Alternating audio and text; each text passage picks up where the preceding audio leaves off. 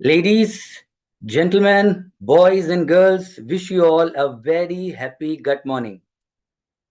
दोस्तों, मैं राजीव सिंह आपका स्वागत करता हूं मॉर्निंग न्यूट्रिशन के आज के इस सत्र में, जो है मॉर्निंग न्यूट्रिशन का डे 9।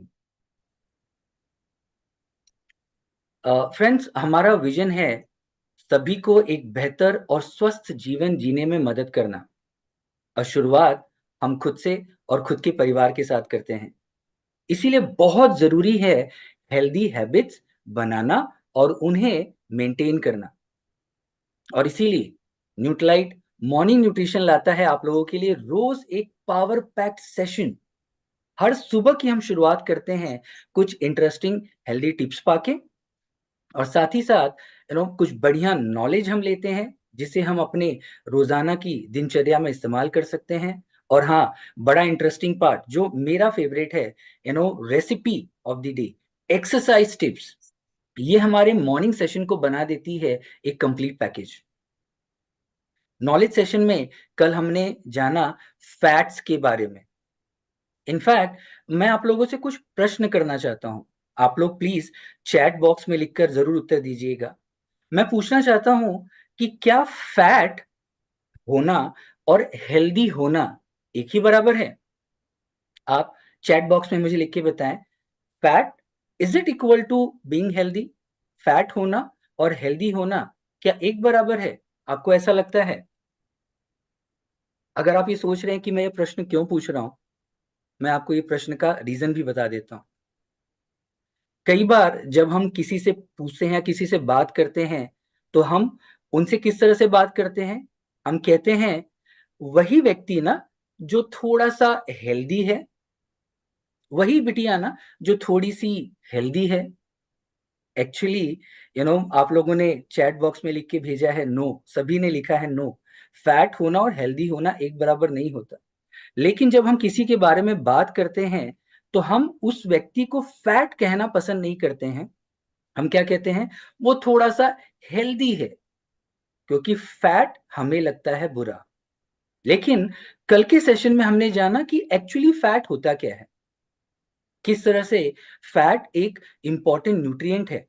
ये हमारे शरीर की मैं कहूँगा बैकअप बैटरी के रूप में काम करता है। हमारे शरीर में एनर्जी स्टोरेज, ब्रेन फंक्शन, हम जो न्यूट्रिशन लेते हैं शरीर में उसके बेहतर एब्जॉर्प्शन, हार्मोन प्रोडक्शन, इन सभी चीज़ों में फैट एक महत्वपूर्ण रोल प्ले करता है, ये हमने कल जाना। साथ ही साथ हमने जाना डाइटरी फैट के बारे में, non essential fats, saturated fat, trans fat के बारे में। उसके अलावा अनसैचुरेटेड फैट्स हमने जाना मोनो अनसैचुरेटेड फैट और पॉली अनसैचुरेटेड फैट के बारे में। पॉली अनसैचुरेटेड फैट जिसे पीयूएफए पूफा भी कहा जाता है, हमने जाना उसमें ओमेगा 3 और ओमेगा 6 के रोल्स। ओमेगा 3 जो हमें फिश, फ्लैक्स सीड्स, शिया, वॉलनट्स में मिलता है, जिसके बेनिफिट्स हैं कि हमारे हृदय को ये हेल्दी बना के रखता है, एंटी इन्फ्लेमेटरी होता है, ब्रेन फंक्शन में मदद करता है। ओमेगा 6 जो हमें मिलता है अंडों से, सनफ्लावर ऑयल, कॉर्न ऑयल से, फ्लैक्स सीड से। और इसका महत्व होता है कि ये हमारे रोग प्रतिरोधात्मक शक्ति को बेहतर बनाता है, हार्मोन सिंथेसिस में मदद करता है। और हाँ, बहुत ज़रूरी है कि इस ओमेगा 3 और ओमेगा 6 का सामंजस्य, एक बढ़िया बैलेंस हो। इसका एक बढ़िया अनुपात होता है 1 यूनिट ओमेगा 3 और 2 यूनिट ओमेगा 6, जो रियलिटी में हो जाता है 1 यूनिट ओमेगा 3 और 20 यूनिट के आसपास ओमेगा 6।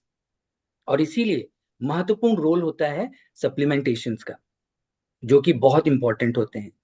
सो कल के सेशन में हमने इस तरह से बढ़िया बहुत सारी जानकारी पाई, इसी तरह से आज भी हम कुछ इंटरेस्टिंग हेल्थ टिप्स जानेंगे, कुछ जानकारी पाएंगे, रेसिपीज और एक्सरसाइज ऑफ द डे जिसका हम फायदा उठाएंगे, जो कि बड़ा एक यूनिक सपोर्ट हमें मिल रहा है इस कार्यक्रम के जरिए।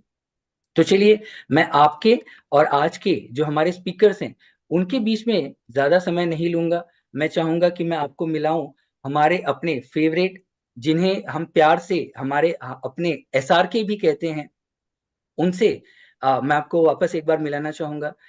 मैं इनवाइट करना चाहूँगा डॉक्टर श्याम रामकृष्णन, जो हैं director innovation and science India and south east Asia market. ये पीएचडी हैं university of Texas medical branch USA से, पोस्ट डॉक्टरल फेलोशिप के साथ हार्वर्ड मेडिकल स्कूल यूएसए से।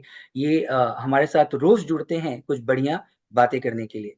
तो मैं इनवाइट करना चाहूँगा हमारे इस वर्चुअल मंच पे डॉक्टर श्याम को। Doctor Shyam, over to you sir.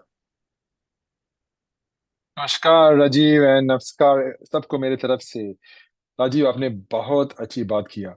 Again आपने जो कल के बाद जो ओमेगा 3 के फूफा की, बहुत बहुत इम्पोर्टेंट। मैंने 4 साल पहले मेरा ब्लड चेक किया था वो रेशियो के लिए, और रेशियो बहुत अच्छी तरह निकल गया था। तो मुझे बहुत खुश खुश हुआ कि मेरा रेजिमेंट, मेरा हैबिट्स मुझे हेल्प कर रहा है।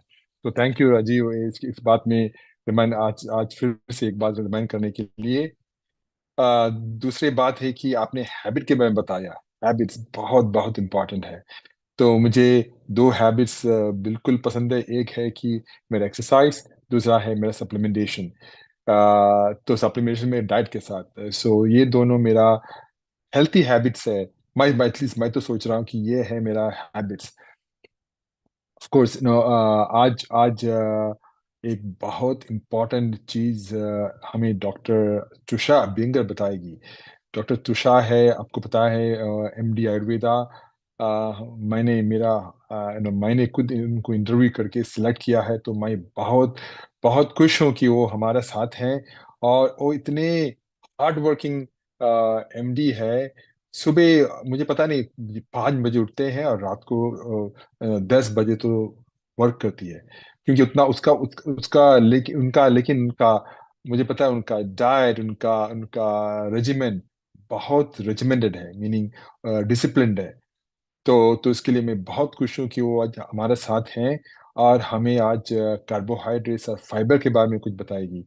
आपको पता है, उन्होंने एमडी किए हैं राजीव गांधी यूनिवर्सिटी से, बहुत प्रेस्टिजियस यूनिवर्सिटी बेंगलुरु के। और उनके बहुत सारे एक्सपीरियंस है ट्रीट पेशेंट्स को ट्रीट करने, और फिर रिसर्च करने न्यूट्रिजिनोमिक्स में। तो बहुत सारे एक्सपीरियंस है। तो इसके लिए मैं बहुत गर्व से कहता हूँ कि वेरी प्राउड ऑफ हमारे साथ है। लेकिन डॉक्टर तुषा आने से पहले एक हैबिट के बारे में मैं बताऊंगा। वो है मेरा एक्सरसाइज हैबिट। तो मुझे याद है कि मेरे दोस्तों मेरे जैसे एक्सरसाइज नहीं करते, लेकिन वो हमें हर वक्त बताते, देखो डॉक्टर श्याम, मैं तो वीकेंड में करता हूँ। देखो, मैं 2 दिन में, एक हफ्ते में, मैं हर दिन नहीं जा सकते जिम। मैं सिर्फ 2 दिन जाता हूँ। अब मुझे पता है कि वो 2 दिन जाना कितना इम्पोर्टेंट है। और मैं उनको सिर्फ बताता हूँ कि ठीक है, आप अगर 2 दिन जाए हो तो प्लीज ट्राई टू फॉर और एक दिन। लेकिन मैंने एक एक बहुत अमेजिंग स्टडी कल देखा था, तो मैंने सोचा कि आपसे उसके बारे में जरा चर्चा करूं। तो ये मैसाचुसेट्स जनरल हॉस्पिटल में किया था। मैसाचुसेट्स जनरल हॉस्पिटल दुनिया के बहुत बहुत इम्पोर्टेंट, मोस्ट फेमस हॉस्पिटल है। बॉस्टन में है, हार्वर्ड मेडिकल स्कूल के बहुत पास है। वहाँ के डॉक्टर्स हर वक्त यहाँ एमजीएच बोलते हैं, मैसाचुसेट्स जनरल हॉस्पिटल से काम करते हैं। तो मुझे पता है कि वहाँ के स्टडीज हर वक्त मजेदार होते हैं, वेरी इंटरेस्टिंग स्टडीज होते हैं, बहुत कूल। तो उन्होंने देखा कि अलग अलग तरीके से एक्टिव रहना से, अगर आप डिफरेंट वेज, कहीं अलग अलग तरीके से एक्टिव होने के लिए आपके हार्ट और ओवरऑल हेल्थ पे क्या असर पड़ता है, वो उनका एम था। तो बात ये है, इस स्टडी में उन्होंने किया, उन्होंने 2 ग्रुप के लोगों को देखा गया। एक ग्रुप जिसे वीकेंड वॉरियर्स बोलते हैं, उन्होंने अपना ज्यादा एक्सरसाइज सिर्फ 1 या 2 दिन में कर लिया, बस 1 या 2 दिन में पूरा वीक एक्सरसाइज 1 या 2 दिन में। दूसरा ग्रुप अपना एक्सरसाइज पूरी वीक में स्प्रेड करके करता था, जैसे कि मैं तो हर दिन और 6 दिन मैं एक्सरसाइज करता हूँ, राइट। तो मेरे जैसे थे। दोनों ग्रुप ने हर वीक कम से कम हर वीक कम से कम 150 मिनट एक्सरसाइज की, जो लगभग 2 घंटे की फुटबॉल प्ले करना, या डांस प्रैक्टिस करना, क्रिकेट खेलना, क्रिकेट से जरा तेज होते हैं, लेकिन वैसे 2 घंटे का प्रैक्टिस था, वो बराबर होता था। तो रिसर्चर्स ने तो 90,000, 90,000, सोच लो इसका साइज देख लो, 90,000 लोगों का स्टडी किया जिनकी उम्र थी 40 से 17 साल तक। ओके, और उन्होंने इन लोगों की एक्टिविटी को, ये रिस्ट बैंड है, जैसा जैसा मैं ये स्मार्ट वॉच पहनता हूँ, ये रिस्ट बैंड ऐसे एक्टिविटी बैंड से मेजर किया जो बताता था कि ये कितना मूव करते हैं। है? इन लोगों की को 6 साल, सोच लो, 6 साल से ज्यादा फॉलो किया गया ताकि देखा जा सके कि कौन हेल्थी रहा और कौन हार्ट प्रॉब्लम से गुजरा। देखो, 6 साल से ज्यादा, 90,000 लोगों का, ये है मैसाचुसेट्स जनरल हॉस्पिटल का कमाल। तो रिजल्ट्स बहुत ही अमेजिंग थे। जो वीकेंड वॉरियर्स थे, जो 1 या 2 दिन में काम पूरा एक्सरसाइज मीट करते हैं, और रेगुलर एक्सरसाइज, दोनों ही सीरियस हार्ट प्रॉब्लम जैसे हार्ट अटैक्स, हार्ट फेलियर्स और स्ट्रोक्स के रिस्क को काफी कम करके, पूरा कम कर दिया, और लोगों के कंपेयर टू जो लोग एक्सरसाइज नहीं करते। तो जैसे वीकेंड वॉरियर्स का हार्ट अटैक्स का रिस्क सोच लो, वीकेंड वॉरियर्स का हार्ट, वॉरियर्स मतलब सिपाही, राइट, उनको सिपाही बोलते हैं क्योंकि वो 2 दिन बहुत जोशीले एक्सरसाइज करते हैं, तो उनको वीकेंड वॉरियर्स बोलते हैं। तो 2 दिन, तो उनका हार्ट का रिस्क, हार्ट अटैक का रिस्क 27%, और हार्ट फेलियर का रिस्क 38% कम था। सोच लो, 27% और 38% को रेगुलर एक्सरसाइज का भी लगभग ऐसे ही बेनिफिट था। तो मैं 6-7 दिन काम एक्सरसाइज कर रहा हूँ, उन उसका बेनिफिट वही था जिन लोग 2 दिन या 1 या 2 दिन वो 150 मिनट मीट करते हैं। ओके, तो ये स्टडी दिखाता है कि अगर आप अपना एक्सरसाइज पूरी वीक में स्प्रेड करते हो या वीकेंड में पैक करते हो, फर्क नहीं पड़ता। राइट, जो इंपॉर्टेंट है वो है कि एक्टिव रहना और मूव करना, बस वही इंपॉर्टेंट है।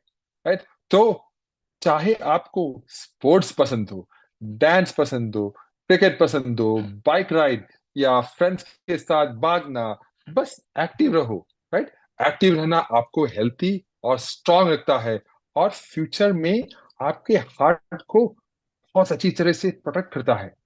तो याद रखो, एक्टिव रहना मजेदार भी है और आपके लिए बहुत अच्छा है। तो जो आपका पसंद है वो करो और मूव करते रहो। आपका फ्यूचर सेल्फ सिर्फ आपको थैंक यू बोलेगा, हर दिन थैंक यू बोलेगा। आपका फैमिली बोलेगा आपको थैंक यू, आपकी चिल्ड्रन बोलेंगे आपको थैंक यू, आपके ग्रैंड किड्स बोलेंगे आपको thank you. Thank you for listening. तो यही था मेरा आज का सोच टीम। तो एक्टिव रहना बहुत इंपॉर्टेंट है। तो चलिए, अब मिलेंगे डॉक्टर तुषा अबिंगर से। Doctor tussah, stage is yours. Thank you, Dr. Sham. Good evening to you and good morning to everyone. So doctor Shyam ने जो भी मेरे बारे में बताया या इतना अच्छा इंट्रोडक्शन दिया, उससे मेरा दिन फिर से बन गया। थैंक यू डॉक्टर श्याम, आप ही हमारी प्रेरणा हो। हम आप तक ही देख के जितना भी मन लगा के ये सारी स्टडीज लेके आते हैं, वो सारा आप ही के वजह से है। So thank you always for motivating and backing us. इसी के साथ में जो राजीव जी ने बताया कि डॉक्टर श्याम हमारे एसआर के है, उनके लिए वो एसआर के है, हमारे लिए वो गुरु है।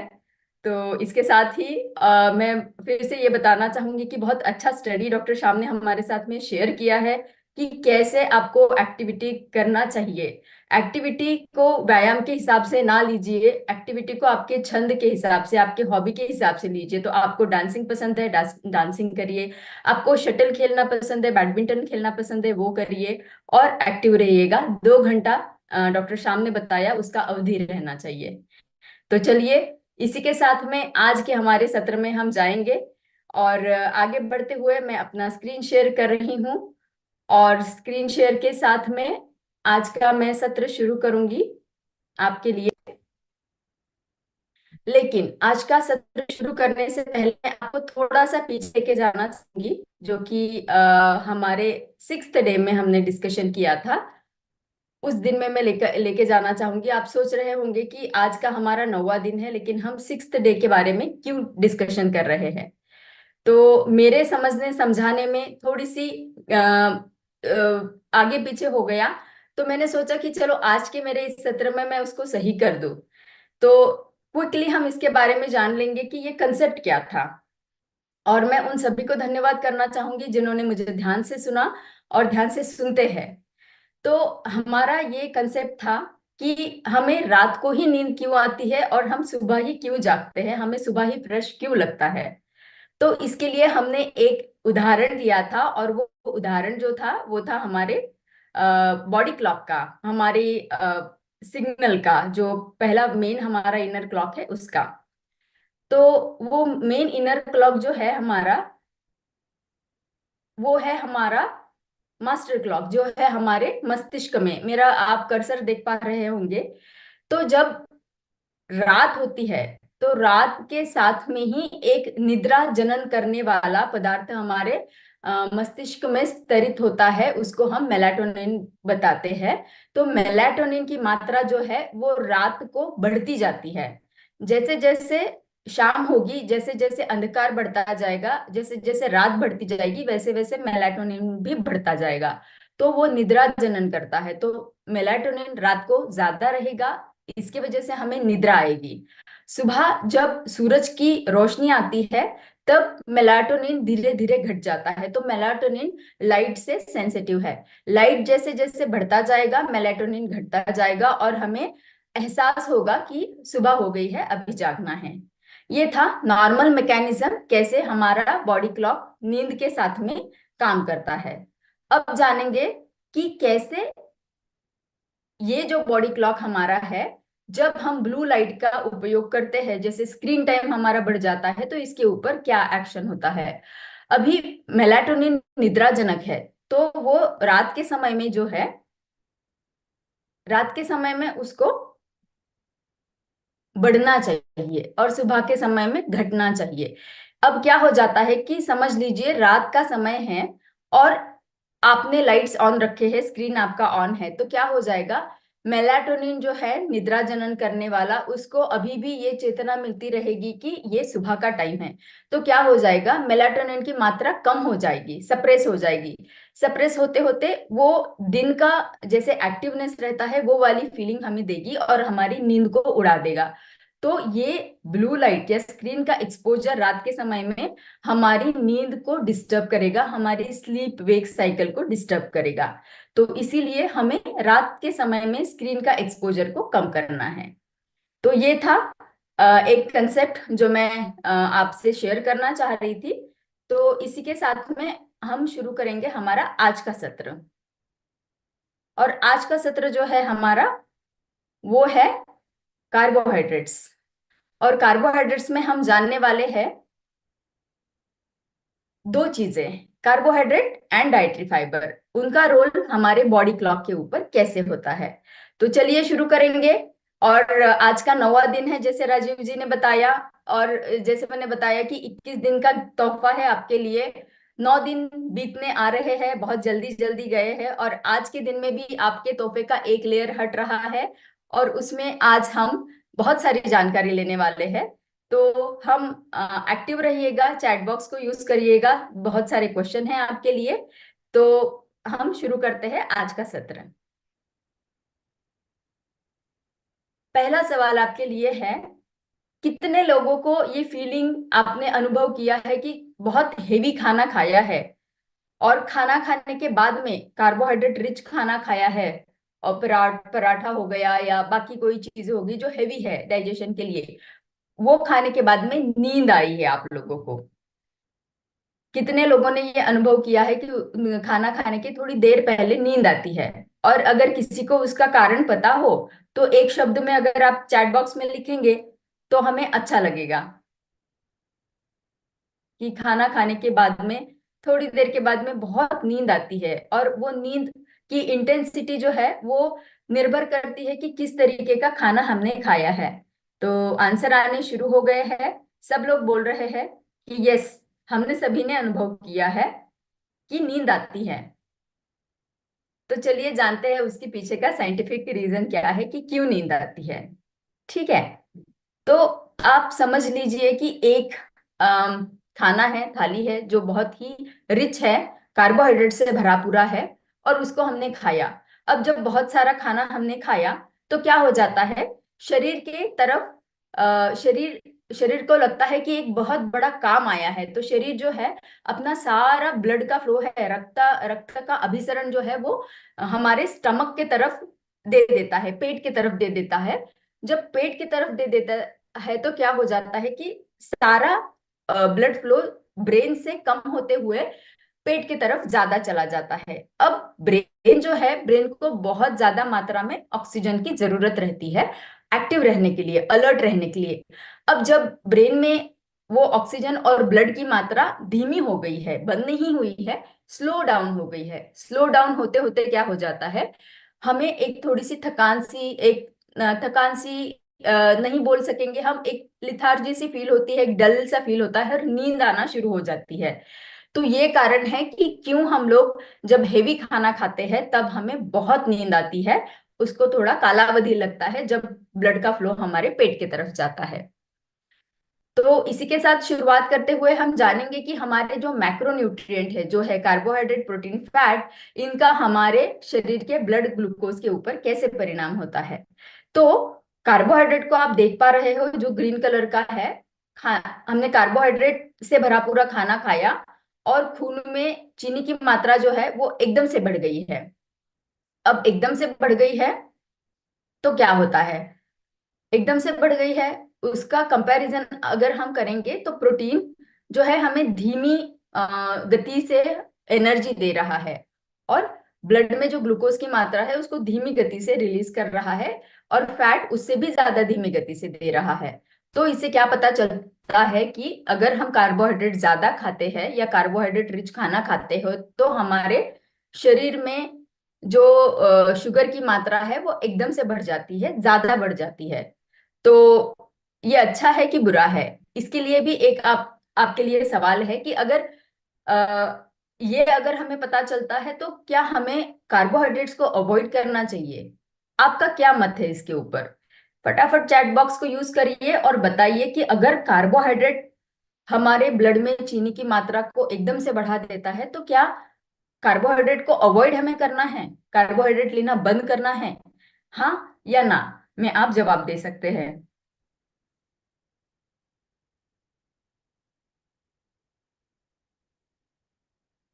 तो बलोदी जी ने बताया कि नॉट गुड, बैड है हमारे लिए। सपना जी ने भी बताया अवॉइड करना चाहिए, यस बोल रहे हैं सब लोग। बैड है, नहीं लेना चाहिए भी बताया है, एब्सोल्युटली नहीं लेना चाहिए। बैड है, हाँ त्रिपाठी जी ने बताया कि यस, ओके, कम करना चाहिए। आपके सभी के आंसर बहुत उत्तेजना देने वाले हैं, और ये सही बात है कि कार्बोहाइड्रेट अगर है तो हमें उसको क्या पूरी तरीके से बंद करना चाहिए या लिमिट करना चाहिए, चलिए जानेंगे। कार्बोहाइड्रेट को हम पूरी तरीके से लेना बंद नहीं कर सकते हैं।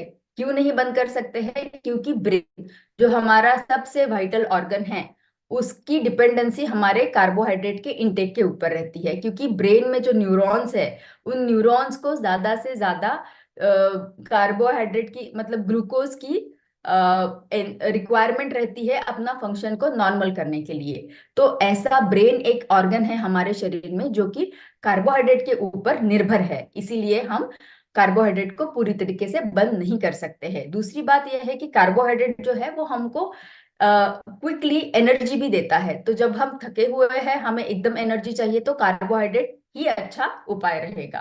तीसरी बात है कि ये हमारे मैक्रोन्यूट्रिएंट जो हमारे शरीर के लिए तीन इंपॉर्टेंट आधार स्तंभ है उसमें से एक है।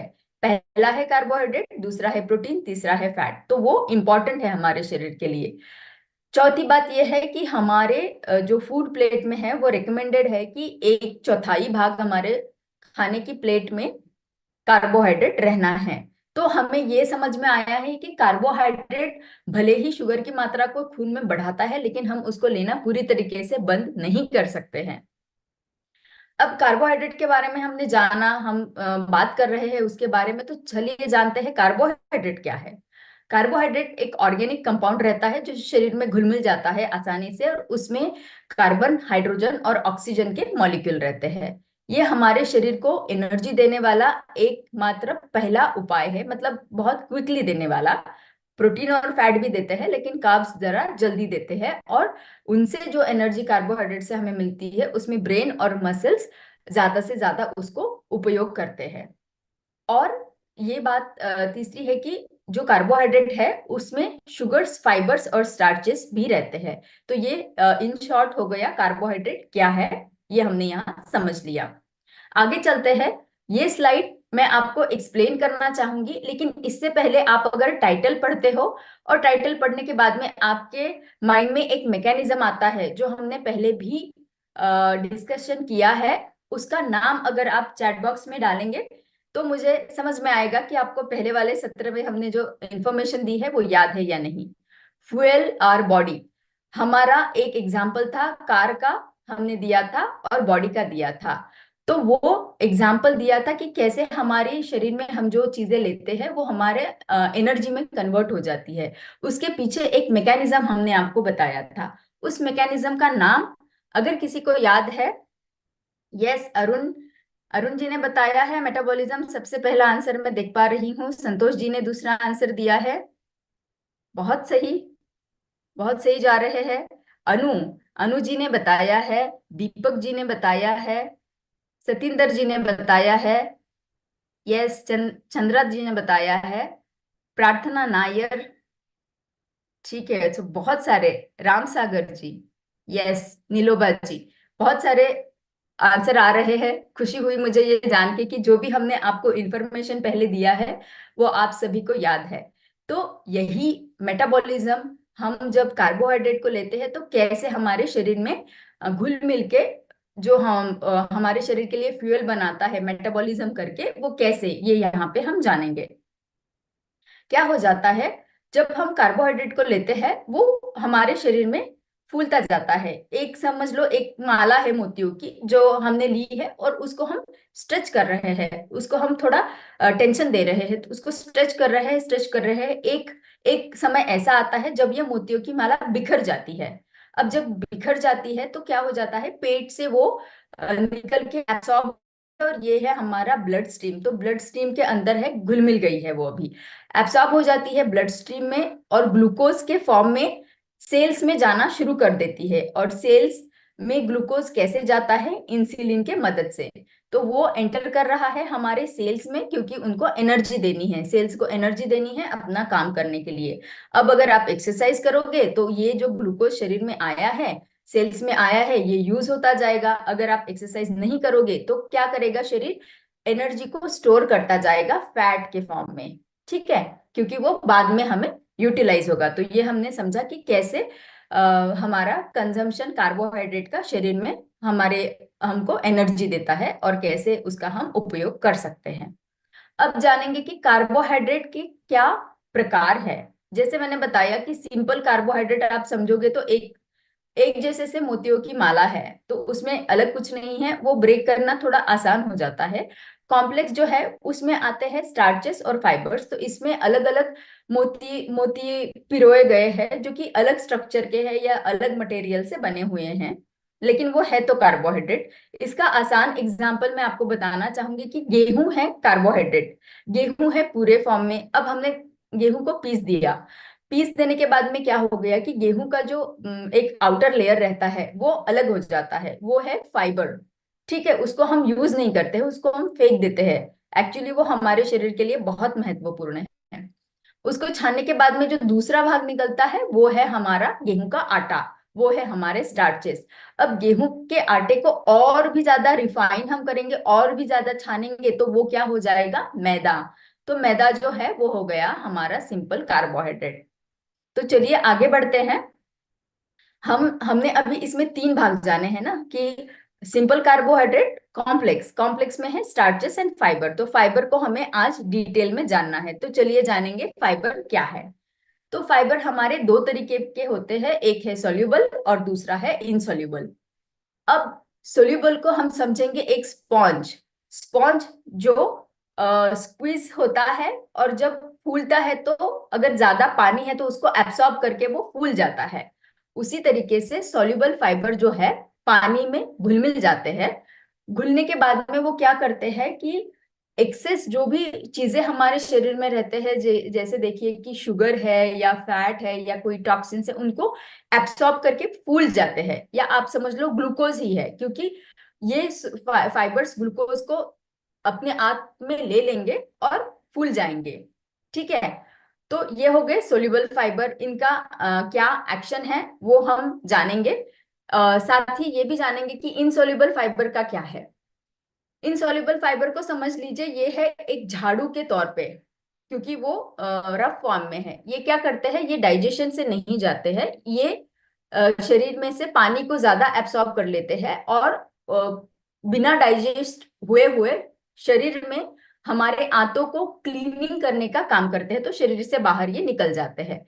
तो सोल्यूबल फाइबर को समझिए कि स्पॉन्ज है। तो स्पॉन्ज क्या करता है, वाटर में डिजोल्व हो जाता है, फूल जाता है, तो पेट भरा हुआ सा लगता है। मैंने बताया कि ये कैप्चर कर लेता है एक्सेस ऑफ फैट को।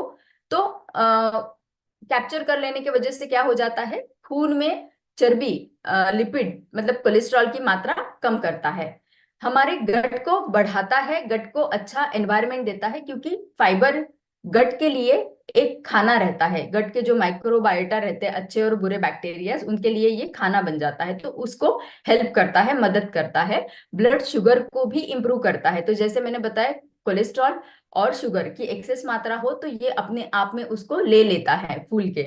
इसके एग्जाम्पल आप समझ लो, एप्पल, बीन्स, नट्स, ओट मील, स्वीट पोटैटो और लेंटिल्स। और ये क्या करता है, हमारे आंतों में जाके खाने को एक सही जगह पे प्लेस करने का काम कर देता है, और उसी के साथ साथ हमारे गट बैक्टीरिया को हेल्प करता है। इनसॉल्युबल फाइबर क्या करता है, हाँ, घुलता नहीं है, वो पानी में घुल मिल नहीं जाता है।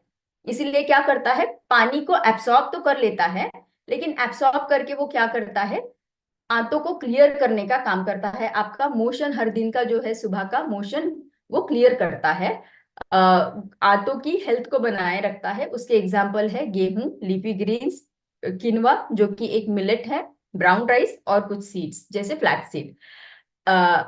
तो इसके साथ में जो है, पानी एब्सॉर्ब करने की वजह से बल्क बढ़ जाता है, उसका आकार बढ़ जाता है। तो हमारा जो स्टूल्स रहते हैं, आंतों को क्लियर करने के लिए स्टूल को ज्यादा बल्क मिल जाता है, तो आसानी से मोशन पास हो जाता है। इसीलिए हमारे बावेल्स को रेगुलेट करने में इसका मदद होता है। अब जाने कि कैसे हमारे सॉल्युबल और इनसॉल्युबल फाइबर्स हमारे डाइजेशन को प्रभावित करते हैं, कैसे उनका डाइजेशन होता है। तो समझ लीजिए कि फूड जो है, फाइबर हमने लिया है, ये गया है हमारे स्टमक में, ये है हमारा पेट, जिसमें हम खाना खाते ही यहाँ हमारा खाना पहुंच जाता है और यहाँ डाइजेशन प्रोसेस शुरू हो जाती है। तो पानी में मिल गया है सॉल्युबल फाइबर हमारा, और पार्शियली डाइजेस्ट होना शुरू हो गया है स्टमक में।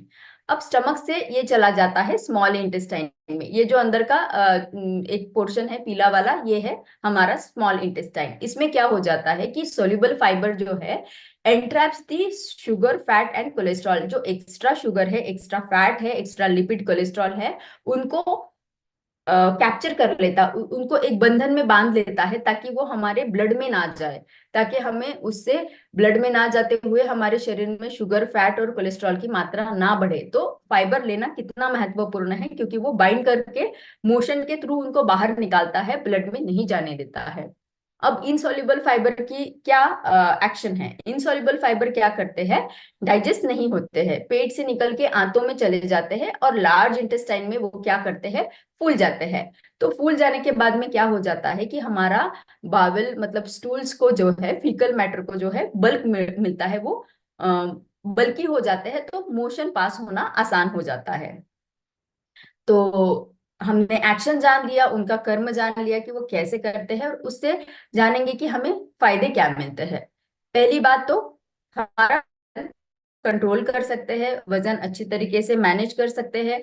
दूसरी बात मेटाबॉलिक हेल्थ के लिए बहुत इंपॉर्टेंट है। तीसरी बात है शुगर को, ब्लड शुगर को मेंटेन कर, जैसे हमने अभी जाना कि वो उसको जगड़ लेते हैं। चौथी बात है हार्ट हेल्थ, जैसे हमने पहले ही जाना है कि कैसे कोलेस्ट्रॉल को भी ये कम करता है। तो ये फायदे देख लिए हमने कॉम्प्लेक्स कार्ब्स की।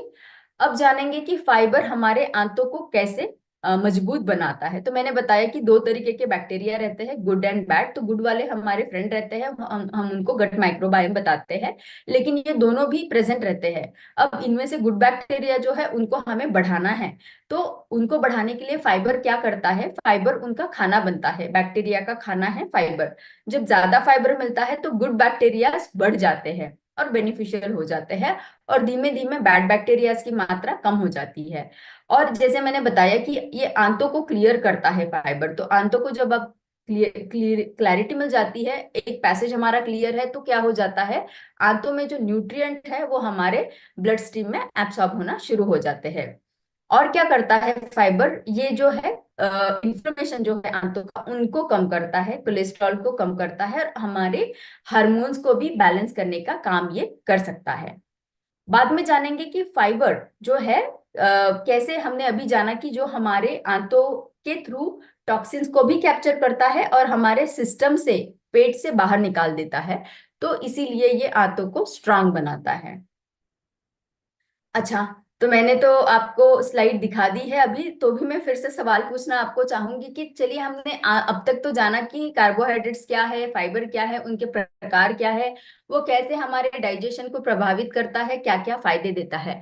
तो आप अभी ये तो समझ लिया है कि कार्बोहाइड्रेट पूरा बंद नहीं कर सकते हैं, उसको लेना है, लेकिन लेना है तो क्या उसकी क्वांटिटी ही हमें देखनी है या उसकी क्वालिटी भी देखनी है? आप क्या कहना चाहोगे? क्या दोनों जरूरी है, या ओनली क्वालिटी इंपॉर्टेंट है, या ओनली क्वांटिटी इंपॉर्टेंट है? दोनों में से आप किसको चुनना चाहोगे? आप चैट बॉक्स का यूज करके मुझे बता सकते हो कि क्या जरूरी है। अच्छा, अरुण जी ने बताया कि दोनों जरूरी है, क्वालिटी और क्वांटिटी दोनों भी जरूरी है हमें लेना। ठीक है, अच्छा आंसर है। राइडर जी ने बताया है दोनों नहीं लेना है। अच्छा, both, okay, yes both, both quality quantity दोनों जानना जरूरी है। सही जवाब है, दोनों जानना जरूरी है। तो चलिए जानेंगे, क्वांटिटी से शुरुआत करेंगे, बाद में क्वालिटी के ऊपर जाएंगे। तो क्वांटिटी की बात अगर हम करते हैं, तो मात्रा कितनी रहनी चाहिए कार्बोहाइड्रेट की? तो ये जनरली देखा गया है कि जो हमारी शरीर की एनर्जी की डिमांड है, वो एनर्जी की डिमांड जो है वो कार्बोहाइड्रेट के थ्रू 50 से 55% मिलनी चाहिए हमें कार्बोहाइड्रेट के थ्रू। ये रिकमेंडेशन जो है बताया गया है। लेकिन क्या होता है, 50% हमें कार्बोहाइड्रेट से मिलना चाहिए, लेकिन हो क्या रहा है, यहाँ पे ये हो रहा है कि रियलिटी जो हमने अभी देखी है, जो भी हमें रिसर्च पेपर मिले हैं, जो भी संशोधन किए गए हैं, तो ये देखा गया है कि एक चौथाई कैलोरी इंटेक तो हमारा होल ग्रेन से हो जाता है, और एवरेज इंडियन जो है वो लगभग 47% जो है उनकी टोटल कैलोरीज जो आ जाती है वो होल ग्रेन से आ जाती है। इवन रूरल एरिया में भी 70% बस हम कार्बोहाइड्रेट का भी मतलब जो धान्य है उनका उपयोग करके, जिसमें जो कि कार्बोहाइड्रेट है, 70% हम उसी से ले रहे हैं। ठीक है, और हमारा प्रोसेस फूड से भी हम 10% ले रहे हैं। अर्बन जो शहरी विभाग है उसमें तो फास्ट फूड जो रहते हैं प्रोसेस्ड वाले, तो उसमें तो लगभग प्रोसेस फूड से 30% हमें आ रही है, जो कि अगर आप सभी को देखें तो ये रेकमेंडेड जो था उससे बढ़ रहा है। तो हम जितना बताया है उसको नहीं फॉलो कर रहे हैं, लेकिन जो गलत है उसको फॉलो कर रहे हैं। तो ये हो गया कार्बोहाइड्रेट के बारे में। फाइबर के बारे में जानेंगे, कितना फाइबर इंपॉर्टेंट है शरीर के लिए। तो जैसे रिपोर्ट ने बताया है कि कैसे रिकमेंडेड है फाइबर की मात्रा पुरुष के लिए। अगर एक्टिविटी आपकी ज्यादा नहीं है तो आपको 30 ग्राम फाइबर लेना है एक दिन में। आपकी एक्टिविटी मॉडरेट है, मध्यम है, तो आपको 40 ग्राम लेना है एक दिन में। आप बहुत एक्टिव हो, बहुत ही हेविली एक्टिव हो, तो आपको 50 ग्राम लेना है। उसी तरीके से महिलाओं में अगर आप एक्टिव नहीं हो तो 25 ग्राम लेना है। मॉडरेटली एक्टिव हो, मध्यम एक्टिविटी है आपकी, तो 30 ग्राम लेना है। ज्यादा एक्टिव हो तो 40 ग्राम लेना है। ये है रिकमेंडेशन। अब हम क्या करते हैं, देखेंगे कि हम इनको फॉलो करते हैं या नहीं। तो स्टडीज ने बताया है कि 10 भारतीयों में से 7 भारतीय जो है वो फाइबर की रिक्वायरमेंट को पूरा नहीं कर पाते हैं। तो इससे हमने क्या जाना, ना तो हम कार्बोहाइड्रेट के रिकमेंडेशन को फॉलो कर रहे हैं, ना तो फाइबर के रिकमेंडेशन को फॉलो कर रहे हैं, जो कि गलत है। इससे हमें ये जानने में आया कि क्वांटिटी को तो हमने सही तरीके से फॉलो नहीं किया है, और हमें ये भी पता चला है कि कितना हमने लेना चाहिए। तो आज से चलिए उन रिकमेंडेशंस को फॉलो करना शुरू करेंगे जो कि हमें रिसर्च ने बताए हैं। अब जानेंगे क्वालिटी के बारे में।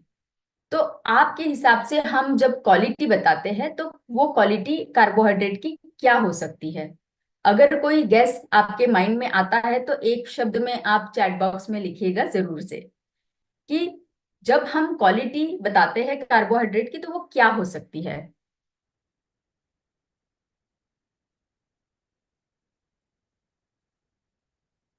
अगर आपके माइंड में क्विकली कोई कंसेप्ट आता है कि क्वालिटी कार्बोहाइड्रेट क्या हो सकते हैं। कॉम्प्लेक्स कार्बोहाइड्रेट सतिंदर जी का पहला जवाब है, बलोदी जी का दूसरा जवाब है, संतोष जी ने कॉम्प्लेक्स बताया है, कमल जी ने दोनों ही बताया है।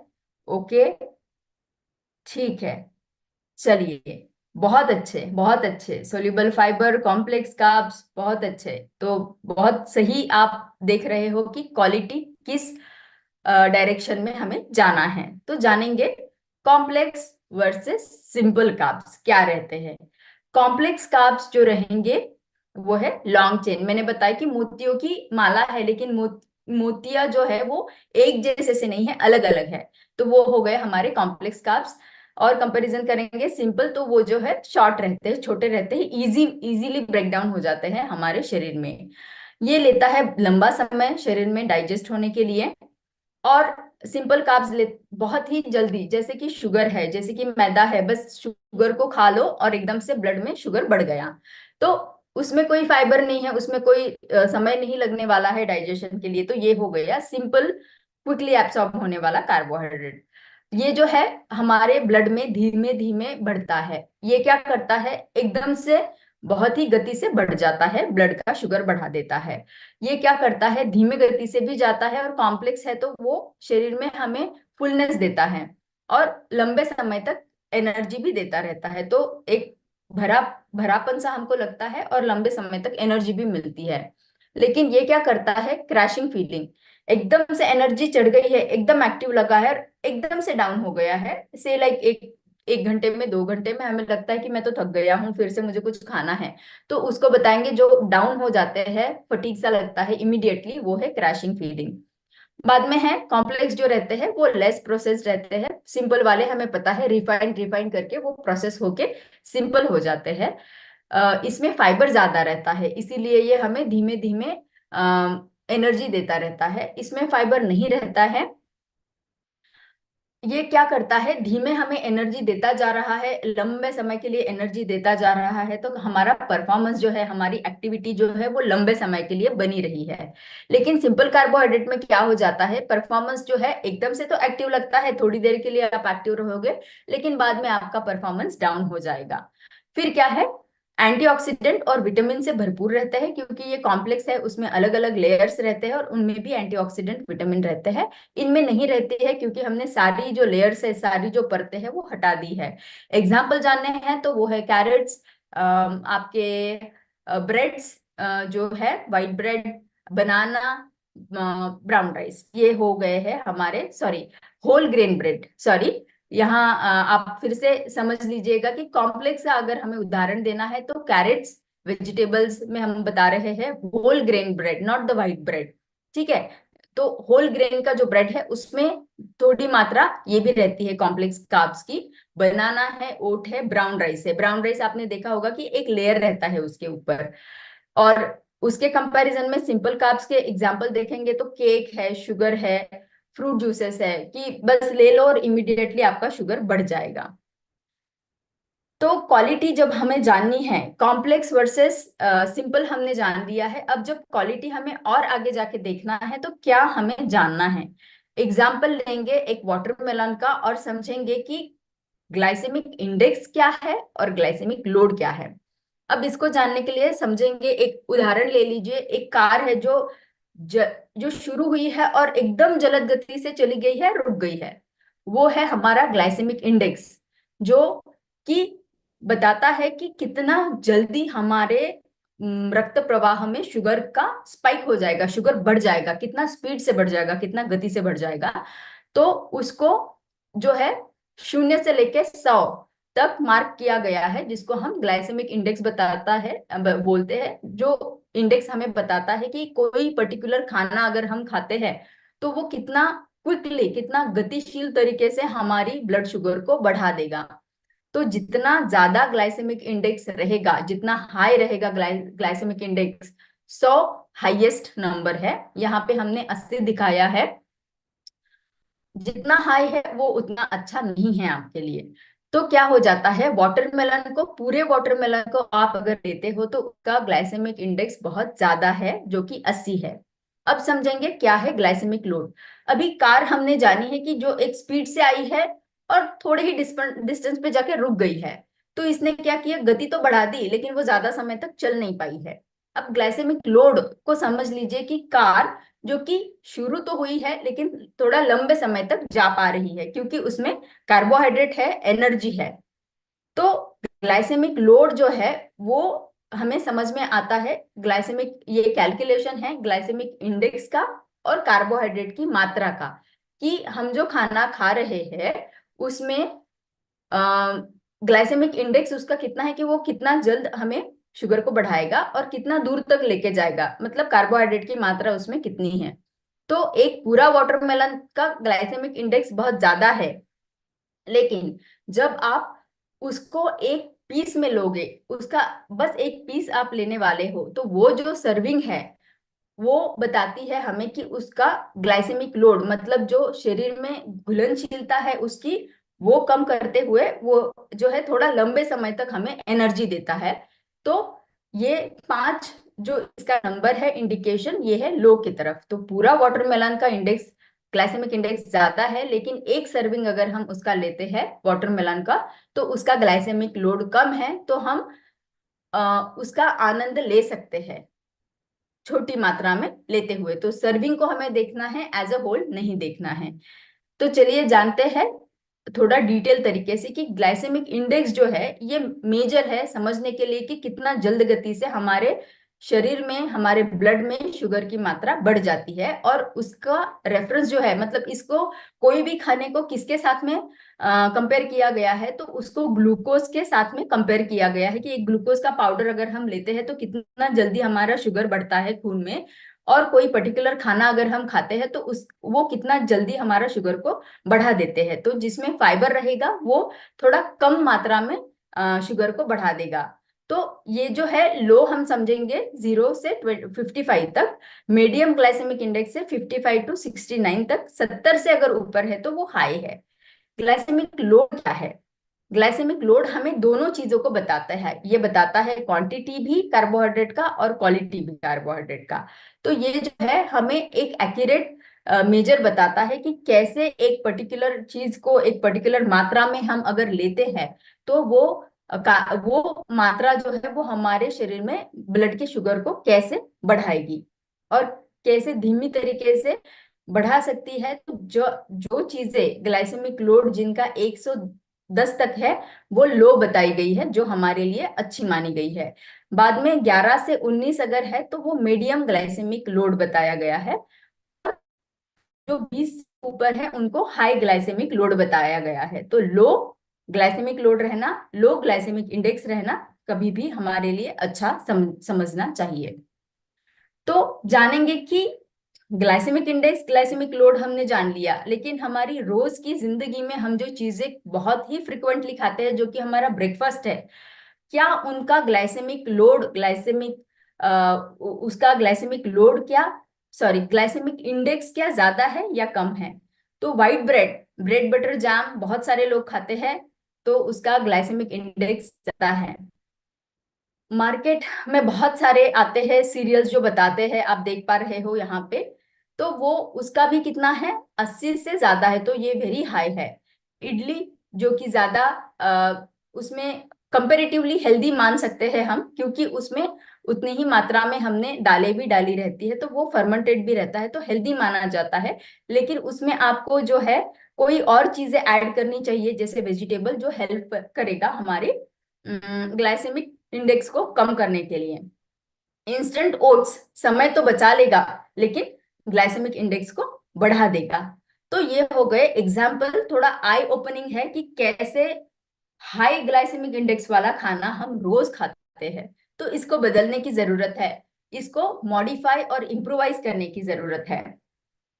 इम्प्रोवाइज कैसे करना है ये मैं आपको आगे बताने वाली हूँ, लेकिन फिर से समझ लेंगे कि क्या हो जाता है जब हम हाई ग्लाइसेमिक इंडेक्स लेते हैं और जब हम लो ग्लाइसेमिक इंडेक्स लेते हैं। तो लो ग्लाइसेमिक इंडेक्स का खाना अगर खाते हैं तो समझ लीजिए कि एक फव्वारा है गार्डन का, जो कि धीमे धीमे पौधों को पानी दे रहा है। तो क्या होगा, धीमे धीमे जा रहा है तो पौधे भी उसको ले पा रहे हैं और वो फल फूल रहे हैं। तो धीमा सप्लाई हमेशा अच्छा रहेगा। तो लो ग्लाइसेमिक इंडेक्स खाना क्या करता है, धीमा सप्लाई देता है हमारे ब्लड में शुगर का। उसी के विरुद्ध देखेंगे तो हाई ग्लाइसेमिक इंडेक्स वाला खाना क्या करता है, क्विकली आपके शरीर में चीनी की मात्रा रक्त में बढ़ा देता है। तो ये हाई पावर वाले फव्वारे के जैसे समझ लो कि जिसने ना एकदम से पानी दे दिया है हर जगह, और प्लांट तो उसको ले नहीं पाए हैं, तो प्लांट तो बढ़ने की जगह कीचड़ ही निर्माण हो गया है। तो ये हमारे शरीर को मदद नहीं हो पाई है, हानि हुई है बल्कि। तो ये हमें समझना बहुत इंपॉर्टेंट है। आगे जानेंगे कि ये अगर इम्पैक्ट होते हैं हमारे शरीर के ऊपर, अगर हम कीचड़ बता रहे हैं हो रहा है, पोषण नहीं दे पा रहा है और हेल्थ इम्पैक्ट दे रहा है नेगेटिवली, तो क्या होता है। सिंपल स्टार्च जब हम लेते हैं तो हमारा ये तो हाई ग्लाइसेमिक इंडेक्स है, वो तो हाई रहेगा हमेशा। उससे क्या होगा, शरीर में, ब्लड में जो है, रक्त में हमारे शुगर की मात्रा एकदम से बढ़ जाएगी, एनर्जी भी बढ़ जाएगी। लेकिन एनर्जी के साथ साथ में तभी के लिए आपको हाई एनर्जी लगेगी, बहुत भरपेट खाना है, खाया है ऐसे लगेगा, लेकिन उतना ही इमिडिएटली एनर्जी और सटाइटी दोनों भी ड्रॉप डाउन हो जाएगा, दोनों भी सडनली कम हो जाएंगे। इंसुलिन का रेजिस्टेंस बन जाएगा, क्योंकि जब आप एक साथ इतना ट्रैफिक जाम कर रहे हो तो सेल उसको ले नहीं पाएगा। इंसुलिन जो है वो एक्टिव नहीं रहेगा, रेजिस्ट करेगा, और वो ग्लूकोज को जो है वो सेल्स में एंटर नहीं होने देगा।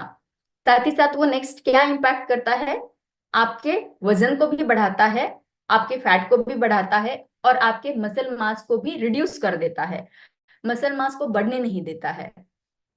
और मेटाबॉलिक कंडीशंस, मतलब जैसे धीमे धीमे शुगर की मात्रा अगर ब्लड में बढ़ती जाती है तो दूसरे दूसरे मेटाबॉलिक कंडीशंस आते हैं, मेटाबॉलिज्म नहीं हो पाता है सही तरीके से, तो उसके वजह से जो भी कंडीशंस आते हैं हेल्थ के इश्यूज, उसको हम मेटाबॉलिक कंडीशंस यहाँ बताएंगे। आगे जानेंगे कि अगर ये हानिकारक है, जैसे मैंने बताया कि इस तरीके का अगर आप लेते हो सिंपल कार्ब्स या कार्ब्स जो कि रिफाइंड है, तो वो हमें नुकसान कर रहा है। तो क्या कोई तरीके हैं, अगर आपके माइंड में कोई तरीके आते हैं तो आप मुझे सजेशंस दे सकते हैं चैट बॉक्स में, और उसके बाद में मैं जो है मैं आपको बताऊंगी कि कौन से दूसरे तरीके हैं जो हमें बहुत ही फायदेमंद रह सकते हैं हमारे स्टार्चेस को यूज करने के लिए। तो आपको आपके फेवरेट फूड को कॉम्प्रोमाइज नहीं करना है, लेकिन आपको उसका आनंद भी लेना है, लेकिन कैसे हेल्दी तरीके से हम ले सकते हैं। ठीक है, चंद्रा जी ने बताया है कि कॉम्प्लेक्स कार्ब्स को अगर हम यूज करेंगे तो हम उसका आनंद भी ले पाएंगे, और सिंपल कार्ब्स को उसके बदले, मतलब एक्सचेंज कर सकते हैं उसके बदले में, जहां रिप्लेस करेंगे हम कॉम्प्लेक्स को यूज करेंगे और सिंपल को रोक देंगे। वेजिटेबल्स विजयन जी ने बताया है, वेरी नाइस। वियान जी ने बताया है, वेरी नाइस। वेजिटेबल्स ऐड करेंगे, जिससे फाइबर ऐड करेंगे, प्रोटीन ऐड करेंगे, जो मीना जी ने बताया, मीना शर्मा जी ने, संतोष जी ने बताया है प्रोटीन फाइबर्स को ऐड करेंगे। ठीक है, फाइबर सुनील कुमार जी ने बताया है, वेरी नाइस। कोकिला जी ने बताया है, यस, फाइबर को मिक्स रहेगा, कॉम्प्लेक्स। मोहनलाल जी ने बताया मिलेट्स को ऐड करेंगे, very nice, yes, so true.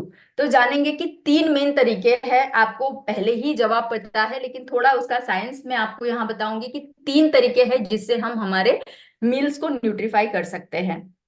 एक थोड़ा सा साइंस यहाँ पे है, आसान तरीके से मैं बताऊंगी कि क्या हो जाता है। पहला फॉर्म है, हम इसको साइंटिफिक टर्म में बताते हैं स्टार्च रेट्रोग्रेडेशन। तो स्टार्ची फूड जो है, जैसे हमारा आलू है, हमारा राइस है, हम उसको यूज करेंगे, उसका आनंद लेंगे, लेकिन कैसे?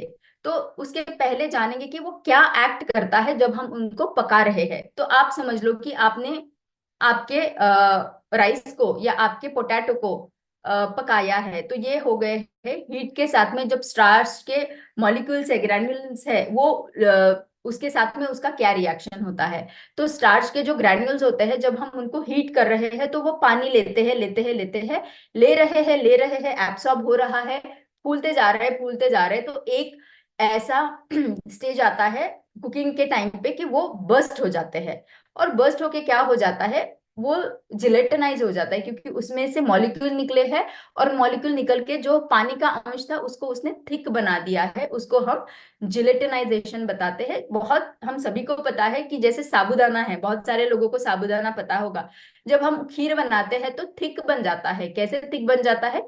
फूलता है, बर्स्ट हो जाता है और पानी को थिक बनाता है, तो हमको खीर जो है गाढ़ी मिलती है।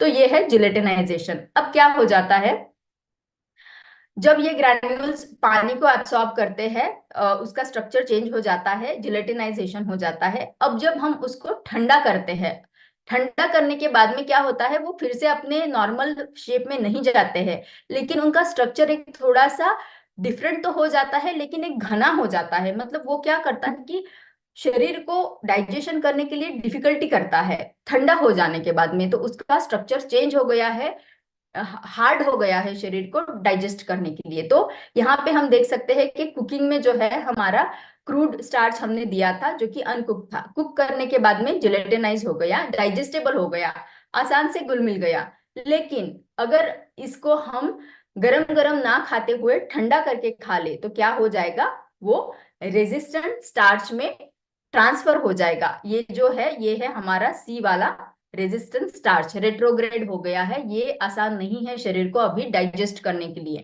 ठीक है, एक एग्जाम्पल पोटैटो का लेते हैं कि जब हमने पोटैटो को कुक कर लिया, जो स्टडी ने बताया है हमें, और फिर उसको ठंडा कर लिया। अब ठंडा करने के बाद में देखा कि ये शरीर में डाइजेशन कैसे करता है, उसका न्यूट्रिशन प्रोफाइल हमें क्या बताता है। तो ये देखा गया कि ऐसा ठंडा किया हुआ अगर पोटैटो हमने यूज किया है, तो क्या हुआ है, ये आलू हमें स्टार्च का ब्रेकडाउन इसका आंतों में कम हो गया है, ग्लाइसेमिक इंडेक्स, ग्लाइसेमिक लोड इसका कम हो गया है। और क्या कम हुआ है, इसका स्टार्च का कंटेंट जो है वो टोटली कम हो गया है, और शरीर को जो कार्बोहाइड्रेट अवेलेबल होना था वो भी कम हो गया है। लेकिन क्या बढ़ गया है, अमाइलोज और रेजिस्टेंस स्टार्च, ये दोनों भी चीजें ये है कि ये ऐसे फॉर्म में अभी कन्वर्ट कर दिए हैं इस आलू को, जो कि आंतों को डाइजेस्ट करने के लिए डिफिकल्ट है। तो इससे हमें क्या समझ में आता है कि भाई मुझे आलू बहुत पसंद है, मुझे मेरा राइस बहुत पसंद है, लेकिन मैं डायबिटीज है या वजन बढ़ सकता है, इसलिए मैं इसको यूज नहीं कर पा रही हूँ। लेकिन हम क्या कर सकते हैं कि उसको पकाया हुआ है, उसको ठंडा कर लो, ठंडा अच्छे तरीके से ठंडा कर लो, जिससे कि ये रेट्रोग्रेड हो जाए, और उसके बाद में आप ठंडा होने के बाद में इसका आनंद ले सकते हैं। तो ये एक पॉजिटिव हो गया, हमने न्यूट्रिशियस उसको बना दिया है अभी। दूसरा हमारा उपाय है कि कैसे हमारे कार्बोहाइड्रेट न्यूट्रिशियस बनाना है, तो फाइबर ऐड करके, जो कि आप लोगों ने जवाब पहले ही मुझे दे दिया है। तो एक क्लिनिकल स्टडी देखी गई है कि कैसे जब फाइबर को ऐड किया गया है खाने में, तो वो हेल्पफुल रहा है। तो आप जैसे ये ग्राफ देख पा रहे हो, और ये इमेज आप देख पा रहे हो कि पहले तो उन्होंने दिया सिंपल ग्लूकोज, गया है पेट में जाने के बाद में सिंपल ग्लूकोज है, उसमें तो कोई डाइजेशन नहीं चाहिए, वो स्ट्रेट अवे चला गया ब्लड फ्लो में। ये जा रहा है रेड एरोस, ये जा रहे हैं ब्लड फ्लो में। फिर दूसरा कंपैरिजन उन्होंने ये किया कि ग्लूकोज में फाइबर को ऐड कर दिया, अब गया है पेट में। अब जो है पीले वाले है ग्लूकोज, और जो स्काई ब्लू कलर वाले है वो है फाइबर। अब क्या हो रहा है, आप अगर देखोगे तो वो जो है धीमे तरीके से, क्योंकि फाइबर उसको कवर कर रहा है, और एक छोटा छोटा पीला वाला मॉलिक्यूल जो ग्लूकोज का है, एक छोटा छोटा धीमे धीमे बाहर छोड़ रहे हैं। तो ये दोनों बंदों ने इसको कवर कर लिया है, तो अभी इसलिए क्या वो धीमे से जा रहा है। तो आप ग्राफ में भी ये क्लिनिकल स्टडी का बहुत क्लियरली देख पा रहे हो कि ब्लू ग्राफ जो है वो ओनली ग्लूकोज है जो एकदम से बढ़ गया है, शरीर में ग्लूकोज की मात्रा खून में बढ़ गई है और फिर डाउन हो रही है, कंपेरेटिव टू जिसमें फाइबर है ऑरेंज कलर का, जिसमें कि धीमे बढ़ी है और धीमे धीमे कम होती जा रही है। तो कंपेरेटिवली जब आप फाइबर को ऐड करेंगे तो हमें फटीग कम लगेगा, क्योंकि एनर्जी सस्टेन्ड है, एनर्जी रुकी नहीं है, धीमे धीमे धीमे पर्टिकुलर टाइम के बाद में हमें मिलती जा रही है, तो थकान नहीं महसूस होगी, एनर्जी बनी रहेगी, डाइट की हमारी क्वालिटी अच्छी हो जाएगी, और डाइजेशन का फीलिंग भी हमारा अच्छा हो जाएगा। तो ये दूसरा तरीका था। चलते हैं तीसरे तरीके के ऊपर, जो है कि प्रोटीन। तो प्रोटीन क्या करता है, प्रोटीन में भी एक स्टडी देखी गई है कि जो स्क्वायर वाले बॉक्सेस ग्राफ आप देख पा रहे हो, जिसमें जहां मेरा कर्सर है, उसमें क्या है, ये है हमारा ओनली ग्लूकोज जब लिया है तो एकदम से शुगर की मात्रा खून में बढ़ गई है। लेकिन उन्होंने दूसरा स्टडी ये भी किया है कि उन्होंने जब प्रोटीन भी साथ में मिला लिया है तो क्या हो गया, प्रोटीन का कंजम्पशन, मतलब एक नॉर्मल हमने खाना खाया है जिसमें कि कार्बोहाइड्रेट ज्यादा था, लेकिन साथ ही साथ हमने ये किया कि प्रोटीन को भी इन्वॉल्व कर लिया ब्रेकफास्ट के टाइम पे। तो क्या हो गया कि तब प्रोटीन ने क्या किया, बाइंड कर लिया और इसको ग्लूकोज को, एंड उसका जो पिक होना था या ग्लूकोज की मात्रा जो शुगर में बढ़नी थी उसको धीमा कर दिया। अब धीमा करते करते इतना धीमा कर दिया कि खाने के बाद में भी इसका परिणाम देख पा रहे हैं हम। अब कहाँ तक देख पा रहे हैं, सेकेंड मील इफेक्ट तक, मतलब सुबह जो मैंने प्रोटीन अगर लिया है तो वो प्रोटीन मुझे सस्टेन एनर्जी तो दे रहा है, एकदम से ग्लूकोज की मात्रा खून में नहीं बढ़ा रहा है, लेकिन साथ ही साथ क्या कर रहा है, मेरे दूसरे खाने के समय में भी मेरे शुगर की स्पाइक को वो रोक रहा है, मेरे शरीर में खून में ग्लूकोज की मात्रा को एकदम नहीं बढ़ने दे रहा है, धीमे धीमे धीमे उसका सप्लाई वो मुझे दे रहा है। तो क्या हो जाएगा, हम ब्रेकफास्ट में प्रोटीन को ऐड करेंगे तो हम हमारे कार्बोहाइड्रेट का आनंद ले सकते हैं सटाइटी के साथ में, मेंटल परफॉर्मेंस अच्छा हो जाएगा और हमारा कैलोरी का कंट्रोल भी हो जाएगा। तो तीन चीजें हमने जानी है कि कैसे हमारे कार्बोहाइड्रेट को न्यूट्रीफाई कर सकते हैं। अब जानेंगे कि सुबह में ये क्यों इंपॉर्टेंट है। हमने जाना प्रोटीन जो है ये कार्बोहाइड्रेट की न्यूट्रिशियसनेस बढ़ा देगा, ये सुबह के समय पे मेटाबॉलिज्म स्ट्रांग रहता है, अग्नि स्ट्रांग रहता है, उस समय पे आप लेते हो तो ज्यादा फायदेमंद रहेगा। समय पे अगर आप खाना देते हो तो हमारे आंतों के जो हमारे फ्रेंड्स गुड बैक्टीरियाज है उनको भी मदद करेगा अच्छे रहने के लिए। और हमें पता है कि सुबह के समय पे हमारा इंसुलिन का एक्शन स्ट्रांग रहता है और वो ग्लूकोज को एब्सॉर्ब कर पाता है, यूटिलाइज कर पाता है। तो इसीलिए हमें सुबह के समय में carbohydrate along with the protein and fibre लेना जरूरी हो जाता है।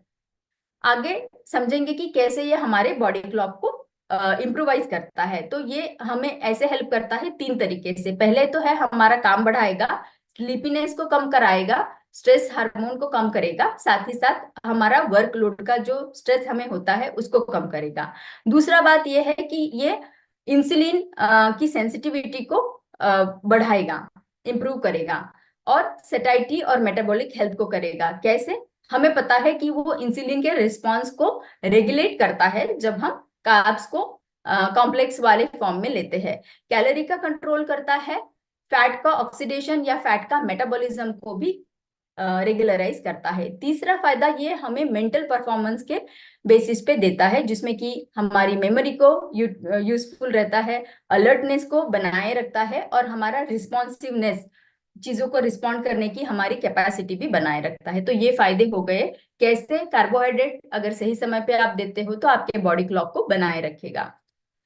और साथ ही ये सेकेंड मील इफेक्ट में भी फायदा देगा। तो एक स्टडी की है जिसमें कि लोगों को दिया है low glycemic index and high glycemic index. तो जिनमें हाई ग्लाइसेमिक इंडेक्स खाना दिया गया उनमें देखा गया कि दुगुना जो है ब्लड शुगर बढ़ गया। कंपैरेटिवली जिनमें लो दिया गया उनमें क्या हो गया है कि रिडक्शन जो है ब्लड शुगर का वो सिग्निफिकेंटली कम हो गया है। साथ ही साथ इसका इफेक्ट हमें दूसरे खाने तक भी मिला है, जिसमें कि आगे के खाने का ब्लड शुगर लेवल जो है वो बना हुआ देखा गया है। कैसे काम किया इसने?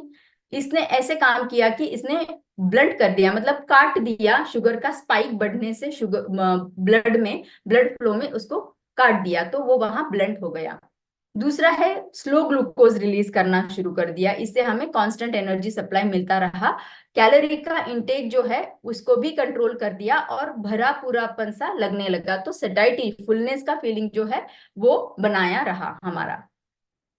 अब जो है बॉडी क्लॉक क्लॉक के हिसाब से जब देखा गया तो सुबह के समय पे जब हमने ब्रेकफास्ट में फाइबर लिया है, क्योंकि वो भी कार्बोहाइड्रेट है, तो उसने क्या फायदा दिया है कि नेक्स्ट हमारा फूड का इंटेक, ये सारे क्लिनिकल स्टडीज है जो इंसानों के ऊपर किए गए हैं, तो उसमें देखा गया है कि कैसे फूड का इंटेक हमारा कम हुआ है, हमारा फीलिंग ऑफ फुलनेस सेटाइटी कैसे बनी रही है, तृप्ति जो रहती है वो बनाई रही है, ये ब्लड शुगर के लेवल को कैसे हमें हेल्पफुल है और कंट्रोल करता है इफेक्टिवली। और साथ ही साथ जो हमारा गैस्ट्रिक का एम्प्टिंग टाइम है, एक खाना खाने के बाद एक पर्टिकुलर समय के बाद में हमारा स्टमक जो है वो खाली हो जाता है, लेकिन उसको कैसे इसने कंट्रोल किया।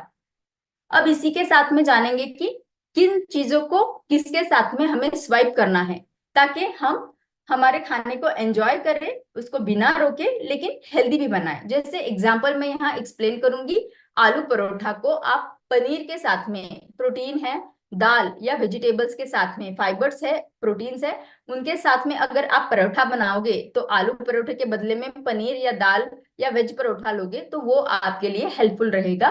उसी तरीके से व्हाइट ब्रेड को आपको होल ब्रेड के साथ में लेना है, वड़ा पाव के बदले में आप इडली सांबार ले सकते हो, आइसक्रीम के बदले में योगर्ट, फ्रूट जूसेस के बदले में होल फ्रूट, भाई निसर्ग से अगर आया है तो एज इट इज आप ले लो इसे। तो ये चीजें होती है। अभी जानेंगे कि फूड पेयरिंग वो भी न्यूट्रिशियस बनाता है। तो हमने जाना है कि कैसे प्रोटीन और फाइबर के साथ में मिलेगा तो हाई ग्लाइसेमिक इंडेक्स को हम कम कर सकते हैं। होल ग्रेन्स और लेग्यूम को यूज कर सकते हैं। एडिंग स्टार्ची वेजिटेबल्स उनको हम ऐड कर सकते हैं, वेजिटेबल्स जो नॉन स्टार्ची है तो उनको ऐड करेंगे तो भी हमें अच्छा फायदा मिलेगा। लो ग्लाइसेमिक इंडेक्स वाले ऑप्शंस हमने देखना है। और हमारा कुकिंग का टेक्निक्स जो है वो हमें सही कर लेना है ताकि हम उसका आनंद ले पाए। अब जो है आपको कुछ टिप्स, आप फाइबर का इंटेक बढ़ा सकते हो। आपको होल ग्रेन्स लेना है, रिफाइंड ग्रेन्स नहीं लेने हैं। आपको ज्यादा फ्रूट्स एंड वेजिटेबल्स खाने हैं, इससे फाइबर बढ़ेगा। आपको स्नैक्स में नट्स है, सीड्स है, जैसे फ्लैक्स सीड्स है, ड्राई फ्रूट्स है, उनको आपको लेना है। आपको बीन्स, लेंटिल्स, पीज इनका उपयोग ज्यादा करना है। साथ ही साथ जैसे मैंने फ्लैक्स बताया, इसका आप आपके स्मूदीज में, आपके ड्रिंक्स में उसका यूज कर सकते हो। और पानी जरूर से पीना है। जब फाइबर हम लेते हैं तो पानी पीना उतना ही जरूरी है, क्योंकि वो फूलता है, जितना पानी ज्यादा पियोगे उतना फाइबर हमें फायदा करेगा। अब समय आ गया है हेल्दी हैबिट का। तो आज का हमारा सत्र खत्म होने वाला है, लेकिन आपको ये हैबिट आज ही शुरू करनी है कि कैसे आपको आपका फाइबर रिच ब्रेकफास्ट होना चाहिए कि आपका हेल्दी टोन बना रहे पूरे दिन के लिए। इसके लिए क्या करना है, ये अगर मुझे करना है तो मुझे आज ही प्लानिंग करना पड़ेगा कि मेरा आगे वाला सप्ताह कैसा रहने वाला है। तो आगे वाले सप्ताह के लिए मुझे आज ही देखना पड़ेगा कि मुझे क्या क्या खाने में क्या क्या चीजें जमा करके रखनी है मेरे घर में। तो इसका प्री प्लानिंग रहना बहुत जरूरी है। तो आग्रह करूंगी कि ये हेल्दी हैबिट आज से ही शुरू करिएगा, आपका प्लानिंग बनाए रखिएगा। इसी के साथ में हमारा शाइन का टाइम आ गया है, तो आपको स्टार्ट करना है। सभी को थैंक यू बोलते हुए पॉजिटिविटी के साथ में आपको न्यूट्रिशन लेना है, आपका प्रोटीन ड्रिंक लेके गट मॉर्निंग करना है, सभी को शेयर करके अच्छा इंटेंट रखना है कि मैंने जो भी डेली हैबिट्स है वो मुझे कंटिन्यू करनी है। नया लर्निंग है मेरे हेल्थ के बारे में, उसको सीखने के साथ साथ मुझे आत्मसात भी करना है, उपयोग भी करना है। एक्सरसाइज जरूर से करिएगा, डॉक्टर श्याम ने बहुत सुंदर हमें स्टडी बताई है। और इसी के साथ में समय आ गया है हमारा रेसिपी ऑफ द डे का। तो मैं आपको आज रेसिपी ऑफ द डे बताना चाहूंगी। तो मैं जाती हूँ मेरे प्रेजेंटेशन के ऊपर, जो है मेरा रेसिपी ऑफ द डे।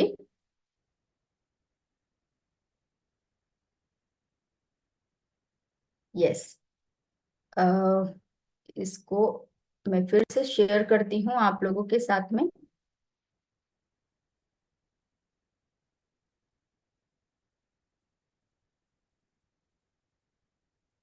और हम जाने वाले हैं अभी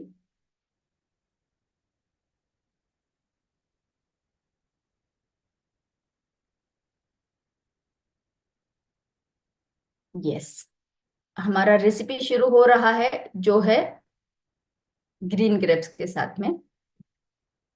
शेयर करूंगी स्क्रीन।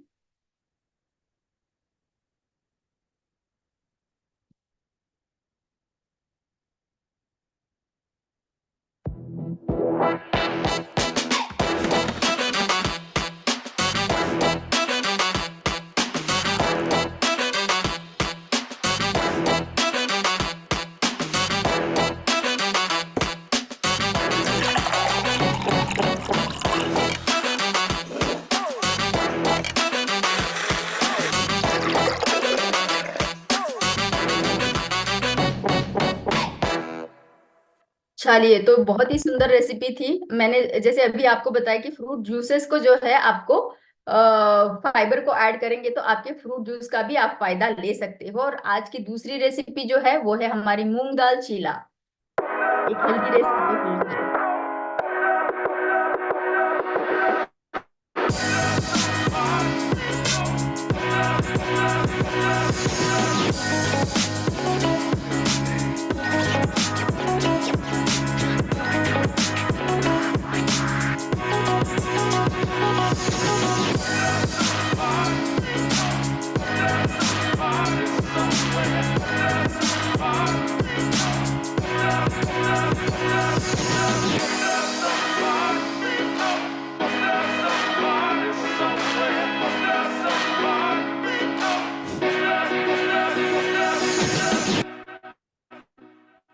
तो हमने जाना कैसे दो रेसिपीज, एक है हमारा ड्रिंक का और एक है हमारा मूंग दाल चिला का, कि इतने सुंदर तरीके से उसको हम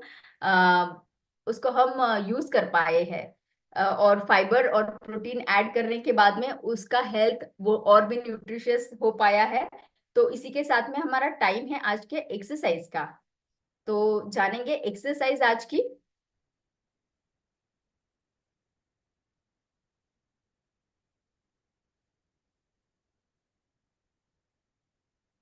मीनल के साथ।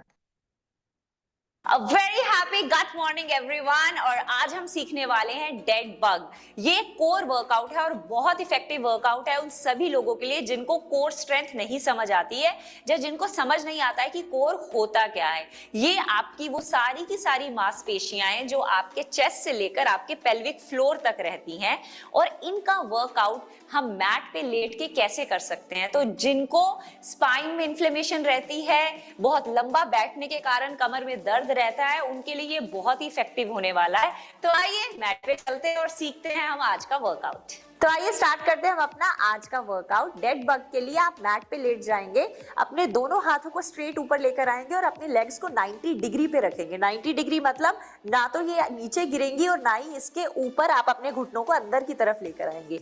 लेग्स को भी 90 डिग्री पे, हैंड्स को भी 90 डिग्री पे।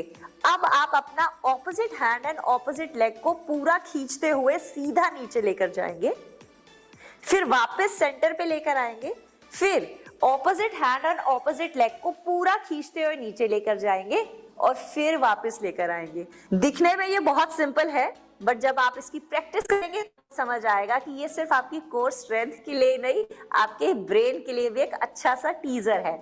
अगेन स्ट्रेच करते हुए पूरा पीछे और फिर वापस, फिर स्ट्रेच करते हुए पूरा पीछे और फिर वापस। इस तरह से आप 15 रेप्स करते हुए 3 सेट करेंगे डेड बग के। अब इसके अंदर आपकी कोर कैसे एंगेज हो रही है। जब आप इस तरह से स्ट्रेच करते हैं तो आपकी कोर मतलब आपकी चेस्ट से लेकर आपकी लोअर पेल्विक मसल्स तक जितनी भी मसल्स है ना पूरे अच्छे से खिंच रही हैं, not just the lower abs, upper abs as well. और इस तरह से जब आप वापस आते हैं और फिर वापस नीचे जाते हैं तो आपके कोर का बहुत ही अमेजिंग वर्कआउट होता है। तो वो सभी के सभी लोग जिनको ये प्रॉब्लम है कि आपका पाउच जो यहाँ पर पोस्ट प्रेगनेंसी या बियर बेली के कारण नहीं जा रहा है, तो ये वर्कआउट बहुत इफेक्टिव होने वाला है। और वो सभी लोग जो हैंड एंड लेग का कोऑर्डिनेशन एकदम से नहीं कर पा रहे हैं या फिर कमर में दर्द के कारण अभी दोनों हाथ और लेग्स को साथ मूव नहीं कर पा रहे हैं, इट्स एब्सोल्युटली ओके। आप अपने हाथ को नीचे छोड़ सकते हैं और सिर्फ लेग की मूवमेंट से इसको स्टार्ट कर सकते हैं। पूरा स्ट्रेच करते हुए नीचे लेकर जाएंगे, वापस ऊपर, स्ट्रेच करते हुए नीचे, वापस ऊपर।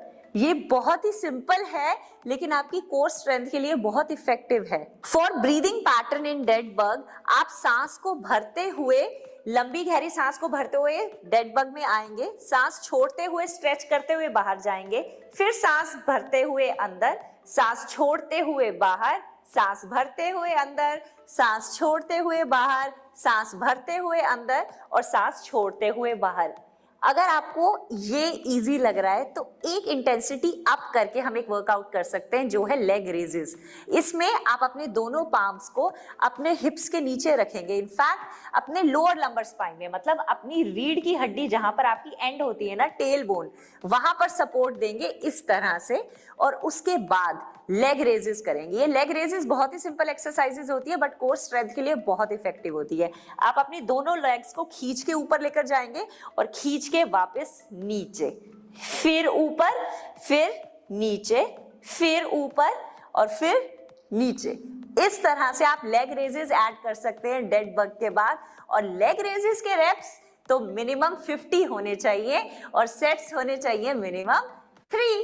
And for the breath work in leg raises, सांस भरते हुए आप वापस आएंगे और सांस छोड़ते हुए आप नीचे जाएंगे। हम हमेशा सांस छोड़ते हुए ही क्यों नीचे जाते हैं या सांस छोड़ते हुए एक्सटर्नल मूवमेंट क्यों करते हैं? क्योंकि जब आप सांस छोड़ते हैं तो आपका कोर अच्छे से एंगेज होता है। मतलब आपने सांस छोड़ दी तो आपकी नाभि अच्छे से सिकुड़ जाती है, आप हवा को बाहर छोड़ देते हैं, तब आपकी कोर पे एक अच्छी ग्रिप आती है। फिर सांस भरते हुए वापस, सांस छोड़ते हुए नीचे, सांस भरते हुए वापस, सांस छोड़ते हुए नीचे, भरते हुए, छोड़ते हुए, भरते हुए।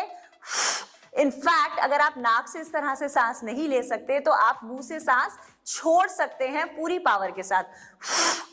और वापस, वापस, वापस, वापस। आई होप आपको हमारा ये वर्कआउट अच्छे से समझ आ गया होगा और आप अब इसको रेगुलरली करने वाले हैं, at least 2 to 3 times in a week, और तब आप देख सकते हैं an amazing improvement in your core strength. Keep rocking! So ये था हमारा आज का वर्कआउट सेशन और इसी के साथ में हमारा आज का सत्र समाप्त होने वाला है। लेकिन आपके लिए एक्टिविटी है हमारे पास, और एक्टिविटी हमने बता चुके हैं कैसे आपको हेल्दी हैबिट्स चुनने हैं और फाइबर और प्रोटीन का इम्प्लीमेंटेशन करना है। आज का सत्र समाप्त होते होते आपको कल के लिए बताना चाहूंगी कि कल का आपका एक और लेयर ओपन होगा गिफ्ट का, जो है विटामिन्स एंड मिनरल्स। कैसे हमारे माइक्रो और मैक्रो न्यूट्रिएंट लेने से हमारे मॉर्निंग हेल्थ के लिए अच्छा रहेगा, मॉर्निंग न्यूट्रिशन के लिए अच्छा रहेगा। तो डोंट मिस, आप कोई भी उसको मिस मत करिएगा।